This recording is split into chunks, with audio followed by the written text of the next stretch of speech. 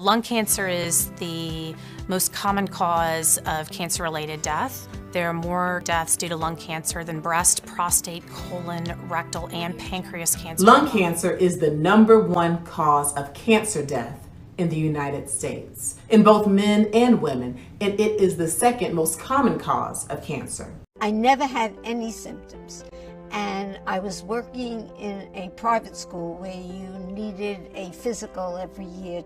Each year I'd go in and I'd say, my father died of lung cancer, and 30 years earlier I had smoked, maybe I should have a chest x-ray. She said, okay, and there it was. I just thought my life was over. Lung cancer is one of the leading causes of cancer in men and women. It's definitely a cancer that as a physician we have in mind when we're talking to patients while doing some of their general screening and physical exams.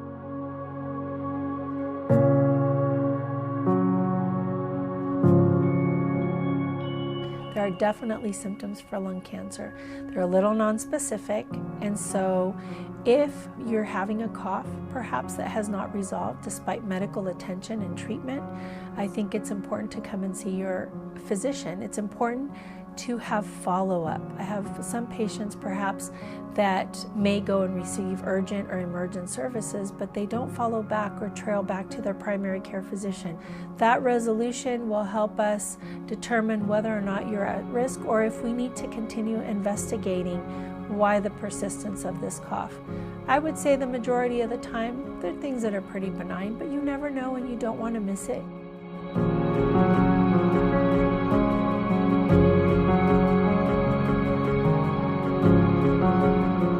Not all cancers lead to death. It's a really important point to remember because there's a lot of fear surrounding the word cancer, and oftentimes we're afraid to hear it, and yet most of those cancers, if detected early, are curable.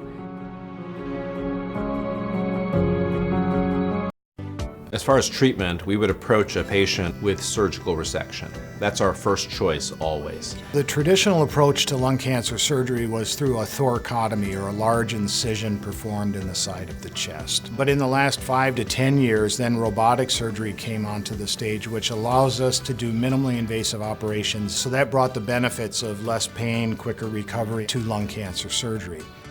Radiation really in the last 10 to 15 years has undergone more of an evolution of technology than the last 50 years combined. So with the ability to be very precise in our treatments, we're able to deliver high-dose radiation treatments, and we've also lowered side effects. And so that's called stereotactic body radiation therapy, SBRT for short. So SBRT in particular is available at 5 sites now: Levine Cancer Institute, Rock Hill, Union, Northeast University, and our main campus at Moorhead.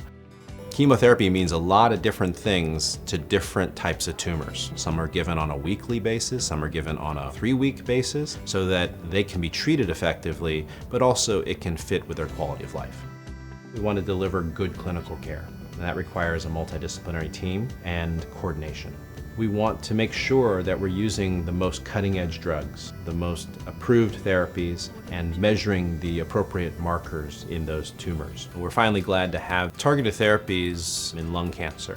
We now have a targeted drug that can be matched up with that patient. And this is the principle of precision medicine. If you can take a pill instead of intravenous cytotoxic chemotherapy, that's great. The breakthroughs in the most recent immunotherapies are able to take down these defenses that the cancer cells have, that built up a defense, and now your own body's immune system can go after them.